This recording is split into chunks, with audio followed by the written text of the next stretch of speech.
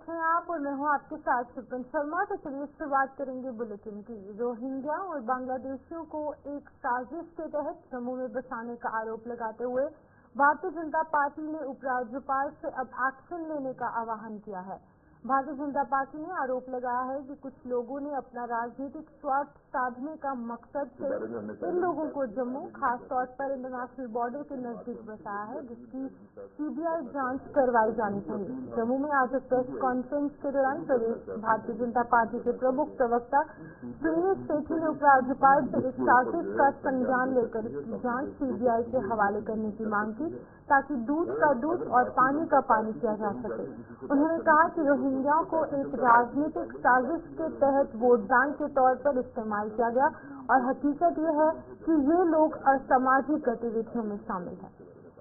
इसके माध्यम से यही रोहिंग्या को और बांग्लादेशी को जम्मू में, जहां से इंटरनेशनल बॉर्डर जो है थोड़ी ही दूर है, वहां पे बसाया गया। तो इसके बारे में एक विस्तृत इन्वेस्टिगेशन होने की जरूरत है। कौन से लोग थे जिन्होंने रोहिंग्यास को लाके जम्मू में बसाया था? कौन से लोग थे जिन्होंने काम किया कि रोहिंग्यास यहां पे आके सरकारी जगहों के ऊपर घर बना सकें, उनके घरों को बिजली के कनेक्शन, पानी के कनेक्शन दिए गए, आधार कार्ड दिए गए, यहां तक कि उन रोहिंग्यास ने वोट भी डाले लोकल इलेक्शन में। ये भी तथ्य सामने आए। ये वही लोग हैं जो 370 की वकालत करते रहे, जो ये कहते रहे हैं कि भारतवासी जम्मू कश्मीर में नहीं बसेंगे। जो जम्मू कश्मीर भारत का ही हिस्सा है, भारतवासी भारत के हिस्से में नहीं बस सकते, लेकिन भारत के बाहर के रहने वाले जो इलीगल इमिग्रेंट्स हैं, जिनसे देश की सुरक्षा को भी एक बड़ा चैलेंज है, खतरा है, उनको बसाने के लिए इन लोगों ने एक राजनीतिक साजिश के तहत काम किया और इन लोगों को लाके अपने वोट बनाने के चक्कर में यहां पे बसाया। Bharatiya Janata party LG administration से ये रिक्वेस्ट करेगी, क्योंकि होम जो है वो एलजी एडमिनिस्ट्रेशन के पास है, एलजी साहब के पास है। हम ये रिक्वेस्ट करेंगे कि इसमें सीबीआई एक एफआईआर लिखे और उन सर्कमस्टांसेस के बारे में, उस घटना चक्र के बारे में एक व्यापक तौर के ऊपर इन्वेस्टिगेशन हो, जिसमें ये तथ्य सामने आए कि कौन से लोग थे जो रोहिंग्या को यहां पे लाके बसाने में रिस्पॉन्सिबल हैं। उन लोगों के खिलाफ कड़ी से कड़ी कार्रवाई होनी चाहिए, एफआईआर लगनी चाहिए, मुकदमे उनके पर चलने चाहिए और देश को भी पता चलना चाहिए कि देश के विरोध में काम करने वाली ताकतें कौन सी हैं। कौन से लोग थे जिन्होंने देश के हित के आगे अपने राजनीतिक स्वार्थ को रखा। भारतीय जनता पार्टी ये भी कहना चाहती है कि रोहिंग्या जिनको जम्मू में लाके बसाया गया और जिनकी बस्तियां हैं जम्मू शहर के बीच में, इनको जम्मू से बाहर खदेड़ना चाहिए, बल्कि इनको डिपोर्ट करना चाहिए ताकि अपने अपने देश में वापस जा सके। कोई दूसरे देश से आके भारत में बसने के लिए आवेदन देता है और उस आवेदन के तहत जो है कहीं कोई यहां पे आता है तो वो एक अलग से बात है, लेकिन चोरी छिपे भारत की धरती के ऊपर आके बसना और फिर आप अगर पिछले कुछ तथ्यों को देखें तो इन लोगों की इन्वॉल्वमेंट जो है वो यहां पे लोकल क्राइम्स में भी है, ड्रग्स में भी इनकी इन्वॉल्वमेंट है और इनके बारे में ये भी है कि इनकी इन्वॉल्वमेंट जो है वो क्रॉस बॉर्डर टेररिज्म में भी इनकी इन्वॉल्वमेंट रही है। हम ये दरख्वास्त करते हैं एलजी साहब से भी कि इन तथ्यों का संज्ञान लेते हुए इस पर कड़ी से कड़ी कार्रवाई होनी चाहिए और जो ताकतें रोहिंग्यास को सपोर्ट करती हैं, ये इलीगल इमिग्रेंट रोहिंग्यास भी होंगे और उसमें कुछ बांग्लादेशी भी हैं जो इनको सपोर्ट करती हैं सिर्फ धर्म के नाम के ऊपर, कि वो एक धर्म विशेष से संबंध रखते हैं। भारतीय जनता पार्टी समझती है कि ऐसी ताकतें राष्ट्र विरोधी ताकतें। और मुझे एक चीज की समझ नहीं आती है, रोहिंग्या से इलीगली भी आएगा तो वो रुकेगा आसाम में, बंगाल में, उड़ीसा में, इन्हीं जगह पे ना जो उनके कंट्री के साथ है बॉर्डर हिलिंग पे। लेकिन रोहिंग्या के पास क्या जस्टिफिकेशन है जम्मू में आके रुकने की?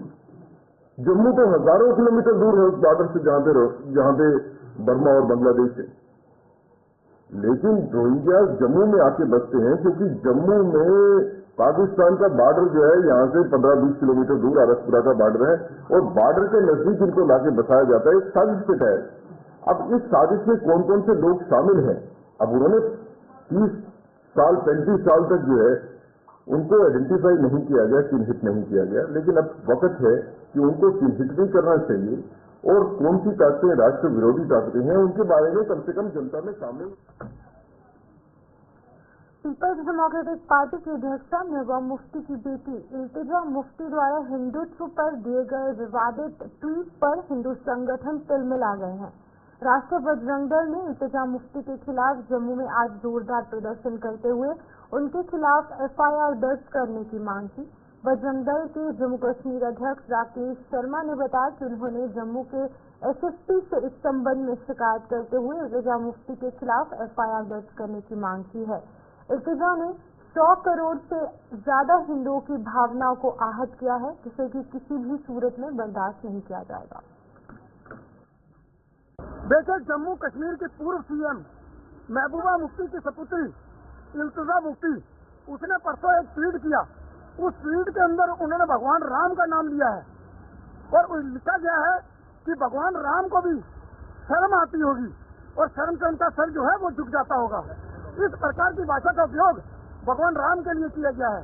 उसके साथ ही उन्होंने जो है हिंदुत्व को एक बीमारी बताया है, जिसको लेकर आज हमने एक कंप्लेन जो है SSP जम्मू को दी है और अपील की है उनसे कि इसके ऊपर जो है उनके ऊपर विभिन्न धाराओं के तहत मुकदमा जो है वो दर्ज किया जाए, FIR दर्ज की जाए, क्योंकि 100 करोड़ से ज्यादा हिंदुओं की भावनाओं को आहत जो है इस ट्वीट के माध्यम से किया गया है।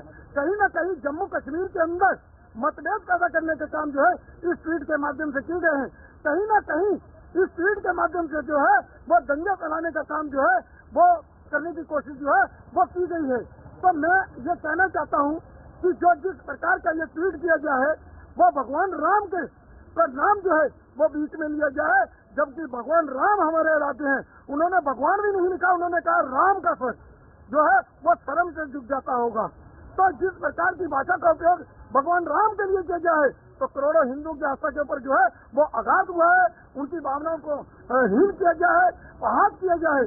तो उसी को लेकर हमने ये कहा है आज अपने SSP साहब से कि इसके ऊपर जो है बांग्लादेश में अल्पसंख्यकों पर हो रहे अत्याचार के विरोध में प्रदर्शनों का सिलसिला जोर पकड़ता जा रहा है। कठुआ में आज साधु संत समाज ने स्थानीय लोगों के साथ मिलकर जोरदार प्रदर्शन करते हुए बांग्लादेश का पुतला जलाया और अल्पसंख्यकों से इस अत्याचार के विरोध में आवाज उठाने का आह्वान किया। इस प्रदर्शन में जूना अखाड़ा के साधु संत भी शामिल हुए। बांग्लादेश को खूब खरी खोटी इस दौरान जो है वो सुनाई गई। हिंदू को जागने की बहुत जरूरत है।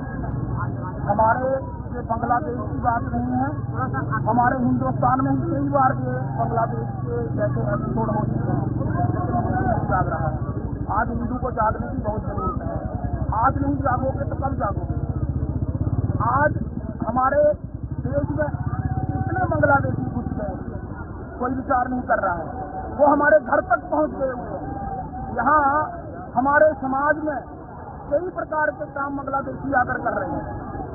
ये बात आज की नहीं है, 47 से शुरू हुई है और यहाँ से बांग्लादेश के हिंदू तो भागकर हिंदुस्तान में आ रहे हैं, लेकिन अगर हिंदुस्तान से भागना पड़ा तो हिंदू कहाँ जाएगा? अगर आज नहीं जागोगे तो कब जागोगे? आज समय है एकता के सूत्र में बंधकर आवाज उठाने का, कि हिंदू एक होकर अपनी आवाज उठाए। बात से आता हूँ और यहाँ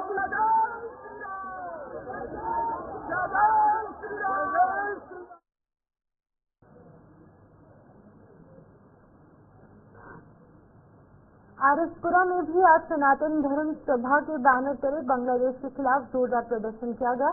इस प्रदर्शन में साधु संत समाज और स्थानीय लोग भी शामिल हुए। राष्ट्रपति के नाम एक ज्ञापन SDM को सौंपा गया। इन लोगों ने जम्मू के विभिन्न इलाकों में बसे बांग्लादेशियों और रोहिंग्याओं को यहां से बाहर निकालने की जरूरत पर बल दिया।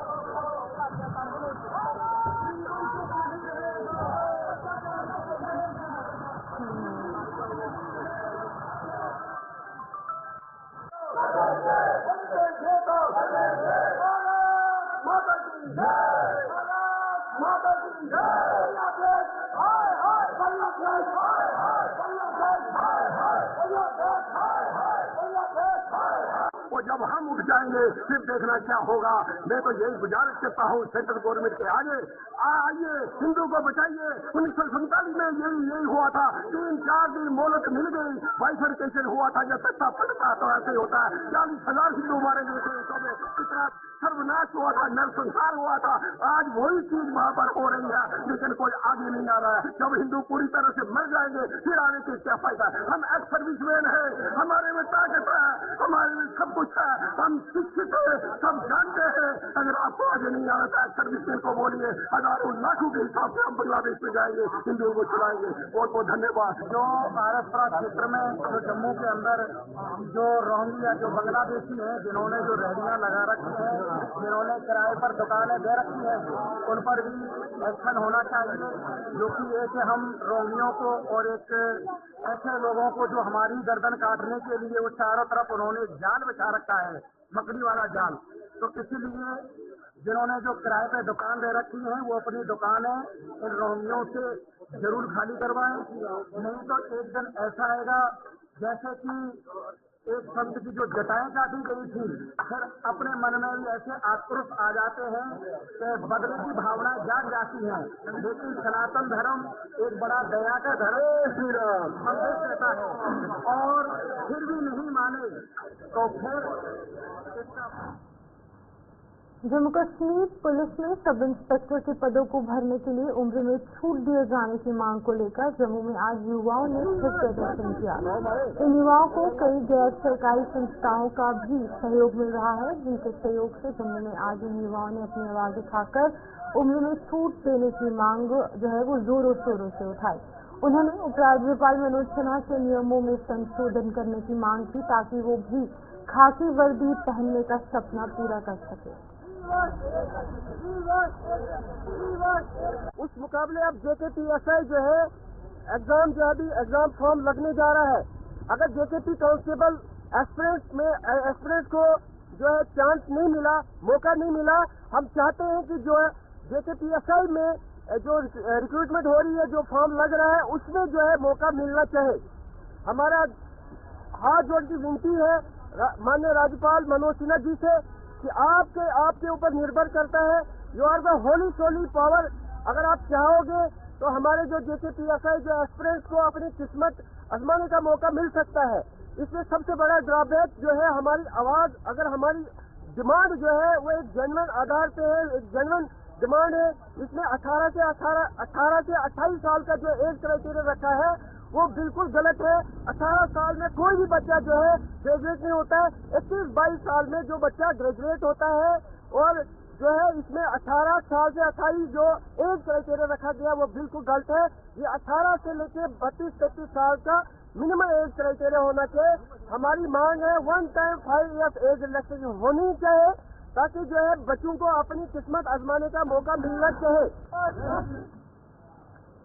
जम्मू के IIT में स्मार्ट इंडिया हैकेथॉन का ग्रैंड फिनाले जो है वो आयोजित किया जा रहा है। ये आयोजन IIT के कैंपस में 11 और 12 दिसंबर को किया जाएगा, जिसका वर्चुअल उद्घाटन प्रधानमंत्री नरेंद्र मोदी कर सकते हैं। IIT जम्मू के डायरेक्टर प्रोफेसर मनोज सिंह ने आज एक प्रेस कॉन्फ्रेंस के दौरान ये जानकारी देते हुए बताया कि इसमें कैंपस के 250 स्टूडेंट्स के अलावा देश भर से भी कुछ लोग पहुंच रहे हैं। जो कि IIT जम्मू में जो टीम आ रही है IIT जम्मू दिसंबर 11-12 को स्मार्ट इंडिया हैकेथॉन का ग्रैंड फिनाले होस्ट कर रहा है। हमारी टीम और हमारी थीम सॉफ्टवेयर एरिया में है, जो national centre for critical infrastructure protection centre NCIIPC की जो थीमेटिक एरिया है उसका हम यहाँ पे ऑर्गेनाइज कर रहे हैं। कैंपस के अंदर होगा, हमारे नए कैंपस में, जहाँ पे करीब 250 स्टूडेंट्स एंड उनके मेंटर्स आएंगे from all over the country. और यहाँ पे 36 hours continuous interaction and interactive evaluation होगा उनका। Most likely Honorable Prime Minister will inaugurate virtually across India.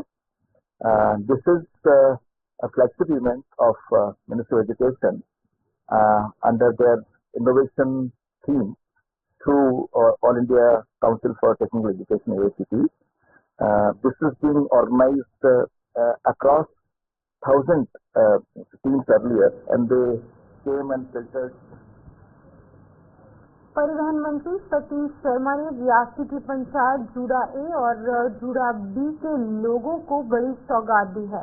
मंत्री ने रियासी के जूड़ा ए और जूड़ा बी के बीच में SRTC की 2 बसों के संचालन की अनुमति दी, जिसके चलते इस बस सेवा का आज शुभारंभ कर दिया गया। ARTO नीरज शर्मा ने इन दोनों बसों की शुरुआत अपनी शुभकामनाओं के साथ करवाई। स्थानीय लोगों ने उन्हें ये सौगात देने के लिए परिवहन मंत्री सतीश शर्मा का आभार व्यक्त किया।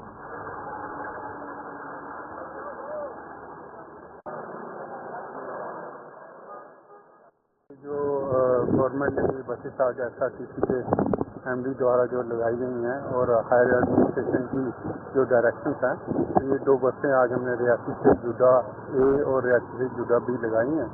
तो ये लोगों की काफ़ी देर से डिमांड थी, तो इसको देखते हुए एडमिनिस्ट्रेशन ने यहाँ पे हमारे ये लोकल जो डिस्ट्रिक्ट एडमिनिस्ट्रेशन है, उन्होंने ये 2 बसों की डिमांड की थी और पब्लिक डिमांड के देखते हुए ये बसें आज यहाँ से फ्लैग ऑफ की गई हैं और होपफुली सारे लोग जो हैं इसका बखूबी फ़ायदा उठाएंगे। इनका टाइम टेबल बाकायदा बता दिया गया है और ये जो भी उस तरफ जाने वाले लोग हैं उनको पूरा इसका लाभ मिलेगा। जैसे कि आज हमें ये बहुत बड़ी खुशखबरी मिली कि ये बसें जो हैं SRTC की आपके पंचायत में लगने जा रही हैं, तो हमारे लोगों को इससे बहुत बेनिफिट है, क्योंकि हमारे लोग कुछ गरीब लोग ऐसे हैं कि जिनको इतना किराया देने की हिम्मत नहीं है, तो उनके लिए तो बहुत ही ज़रूरी है। और सबसे बड़ी ये बात है कि हम काफ़ी टाइम से ये कोशिश कर रहे थे कि जब अरनास में बस लगी थी तो तब से ही हमारी ये कोशिश थी कि हमें भी ये बसें मिलनी चाहिए। तो हम आज शुक्रिया करते हैं सरकार का, जिन्होंने आज ये बसें हमें यहाँ पे अवेलेबल की, तो हम तहे से इनका शुक्रिया करते हैं, क्योंकि हमारे लोगों को इससे बेनिफिट होगा। बिल्कुल, ये बसें लगने से हमें ये बेनिफिट है कि देखो ये सरकारी बसेज हैं, इन्होंने चलना ही चलना है, चाहे बारिश हो चाहे जो भी हो, इन्होंने चलना ही चलना है। इससे तो हमारे लोगों को बेनिफिट ही होगा जी। वो तो खत्म हो जाएगी, वो तो हो जाएगी खत्म। देखो हमारे गरीब लोग तो यही चाह रहे थे और चिल्ला भी रहे थे कि किराया ज़्यादा भाई ये है वो है, लेकिन हम तो इसी बात से आज हमारी जो गरीब आवाम है वो तो बहुत खुश है। मधुमक्खी पालन की नई आधुनिक तकनीकों के प्रति जागरूक करने के मकसद से जम्मू में आज 48 मधुमक्खी पालकों को पंजाब भेजा गया। एग्रीकल्चरल डिपार्टमेंट जम्मू के निदेशक अरविंद सिंह ने इन किसानों को पंजाब रवाना किया, जहां इनका अगले 5 दिन लुधियाना स्थित पंजाब कृषि विश्वविद्यालय में ज्ञान बढ़ाया जाएगा।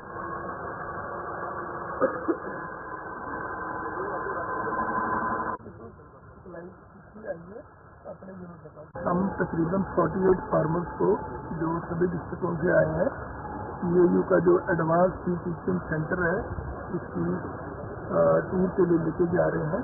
और मैं समझता हूँ जो हमारे किसान हैं जब यहाँ से जाके दूसरी स्टेटों में पंजाब जैसी स्टेट में जिस तरह से वो अपनी दूसरी टीम करते हैं उसकी जानकारी लेंगे और वो सारी सिखलाई लेके आके अपने यहाँ पे इस्तेमाल करेंगे। जैसे कि आपको पता ही है कि अंडर इस प्रोजेक्ट के अंदर हम 80% सब्सिडी 35 बी हाइव की यूनिट पे दे रहे हैं, जिसकी कॉस्ट 1,40,000 है, जिसमें से 1,28,000 रुपया सरकार की ओर से सब्सिडी है, 1,12,000 रुपये सरकार की ओर से सब्सिडी है, 28,000 रुपया सिर्फ किसानों से लिया जा रहा है। और उसमें और कई कंपोनेंट है, जैसे कस्टमाइजिंग सेंटर है, मैन्युफैक्चरिंग यूनिट्स हैं, देन फैसिलिटेशन सेंटर्स हैं उस प्रोजेक्ट के तहत। उन सारी सभी की जानकारी हमारे किसान भाई जो है बाहर जाके लेके आएंगे और उसको यहाँ इस्तेमाल करेंगे और जो हनी की प्रोडक्शन है। शहीद डिप्टी कमांडेंट शमशेर सिंह को आज उनके 23वें शहीदी दिवस पर याद किया जा रहा है। उन्होंने आज के दिन साल 2001 में आतंकियों से लोहा लेते हुए शहादत पाई थी। जोड़िया में आज शहीद के परिजनों और रिश्तेदारों के अलावा अखनूर विधायक मोहनलाल भगत, पूर्व विधायक राजीव शर्मा और DDC भूषण जराल सहित अन्य लोगों ने उन्हें भावभीनी श्रद्धांजलि देकर उनकी शहादत को याद किया।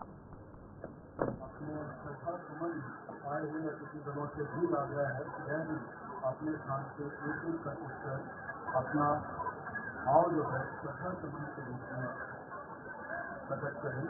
अपने श्रद्धांजलि पुष्पांजलि अर्पित करें। अपना अनूठा उदाहरण पेश करते हैं। सर्वे भद्राणि पश्यन्तु मां। हमारे लिए एक प्रेरणा स्रोत है।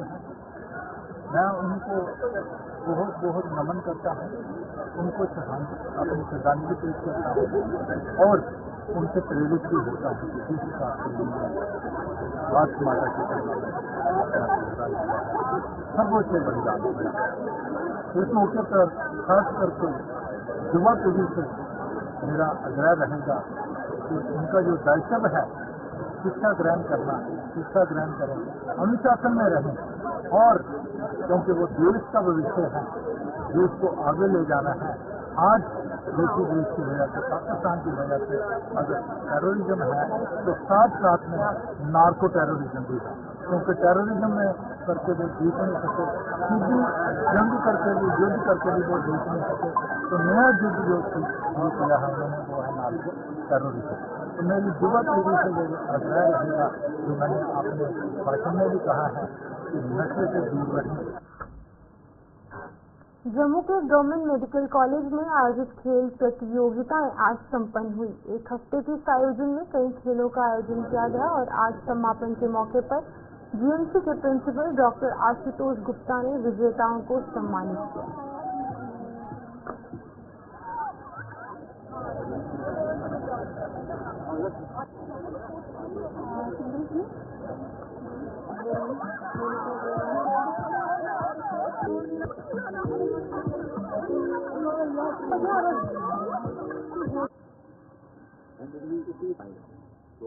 आज का हमारे कॉलेज का स्पोर्ट्स वीक जो हम हर साल मनाते हैं उसका क्लोजिंग सेरेमनी है। तो आज के दिन हमारे प्रिंसिपल सर आए थे, उन्होंने प्राइज बांटे हैं सभी स्टूडेंट्स को, जो विनिंग टीम थी। तो ये बहुत अच्छा एक फीलिंग आती है कि कॉलेज एक साथ इकट्ठा काम कर रहा है, सभी इकट्ठे खेल रहे हैं, स्पोर्ट्समैनशिप आ रही है सभी में। तो एक बेहतर इंसान, एक बेहतर डॉक्टर बनने के लिए बहुत ही अच्छा अवसर मिलता है सभी को। बच्चों के लिए यही मैसेज रहेगा कि सभी इकट्ठे खेलें, कूदें और पढ़ें और एक अच्छा सा डॉक्टर बनकर सोसाइटी की सेवा करें। आरएसपुरा में आज से कई साल पहले बनाए गए महात्मा गांधी पार्क की हालत बद से बदतर हो चुकी है। इस पार्क का निर्माण यहाँ पर 1987 में किया गया था, लेकिन अब समय बीतने के साथ साथ इसकी हालत खस्ता हो चुकी है। इस पार्क में कुछ महीने पहले भले ही मरम्मत का कार्य शुरू करवाया गया था, लेकिन ये काम भी आधा अधूरा छोड़ दिया गया। पार्क में बच्चों के लिए लगाए गए झूले भी अपनी हालत पर आंसू बहा रहे हैं और अब लोग यहाँ आने से कतराने लगे हैं।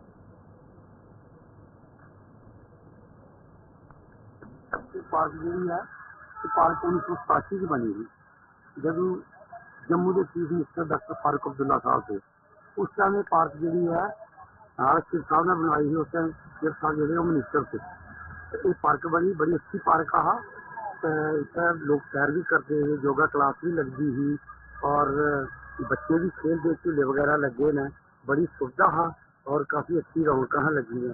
6 महीने हो गए ने फुट गए, मतलब ये छुट्टी दी है तक करीदा कोई इतना इम्प्रूवमेंट का नजर आ नहीं रहा है। सरकार तक गए, महकमे तक गए, जल्दी मतलब रिक्वेस्ट है कि जल्दी से जल्दी जी है ये पार्क जी है बनाई जा, क्योंकि ये बड़ी एक अच्छी जगह है, ये बड़ी सुविधा है। लोग आते हैं बहते हैं, कोल तहसील है, कोल SDM दफ्तर है, कोल थाना है, कोल ही समझो बस स्टैंड है, सारा कुछ नजदीक ही है। अगर ये ठीक हो जाए जल्दी से जल्दी तो लोगों की सहूलत मिलेगी, इसका बहुत ज्यादा फायदा है। क्योंकि जिन्होंने बनवाई भी है, सिर साहब ने बनवाई भी है पार्क, इस करके इसी जल्दी से जल्दी महकमे लगा गुजारिश है कि इसी बनाया जा, बच्चों के झूले ने जी वो भी लाए जान और पहले की तरह जी रौनक है ये बने। 6 महीने जो काम जरा है स्टार्ट किया ही पूरा अज में लड़के का बड़ी जनता इसकी फैसिलिटी मिलती थी, बैठने की कोल पुलिस स्टेशन है, कोल ही अपना तहसील है, तो सब जनता बड़ी आराम से बैठती थी और बहुत अच्छा था, हरियाली थी, बैठने के लिए ठीक जगह थी, इसमें बच्चों के लिए भी तो ठीक था। लेकिन देखो ये फारूक अब्दुल्ला और चेयर साहब की देन है, पार्क का बहुत तो चलिए न्यूज ब्रीफ से फिलहाल इतना ही। मुझे दीजिए इजाजत और आप बने रहिए गुलिस्तान न्यूज के साथ।